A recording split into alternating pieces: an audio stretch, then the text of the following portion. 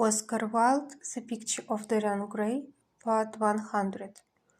In about 5 minutes his valet appeared half-dressed and looking very dross.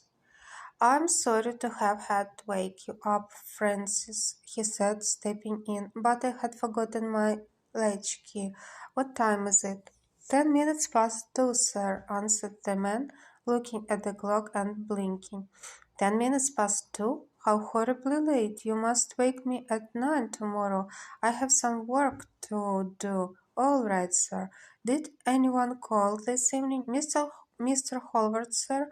He stayed here till 11, and then he went away to catch his train.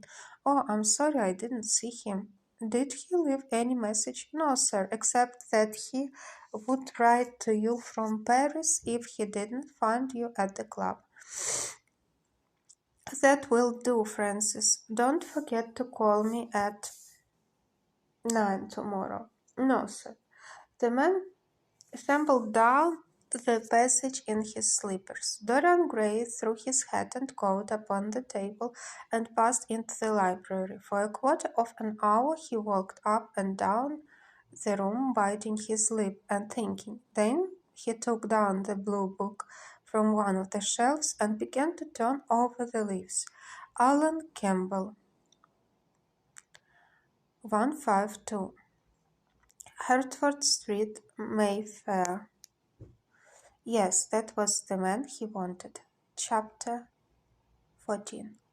At 9 o'clock the next morning his servant came in with a cup of chocolate on a tray and opened the shutters.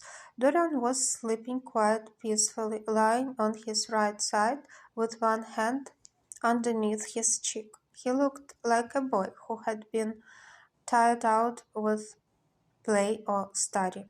The man had to touch him twice on the shoulder before he woke, and as he opened his eyes, a faint smile passed across his lips, as though he had been lost in some delightful dream. Yet he hadn't dreamed at all. His night had been untroubled by any images of pleasure or of pain.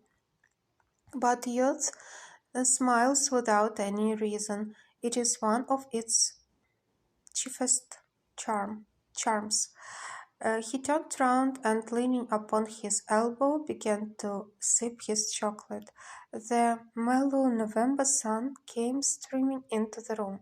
The sky was bright, and there was a genial warmth in the air. It was almost like a morning in May. Gradually, the events of the preceding night crept with silent blood-stained feet into his brain and reconstructed themselves there with terrible distinctness. He winced at the memory of all that he had suffered, and for a moment the same curious feeling of loathing for Basil Hallward that had made him kill him as he sat in the chair came back to him, and he grew cold with passion. The dead man was still sitting, warmth in the air. It was almost like a morning in May.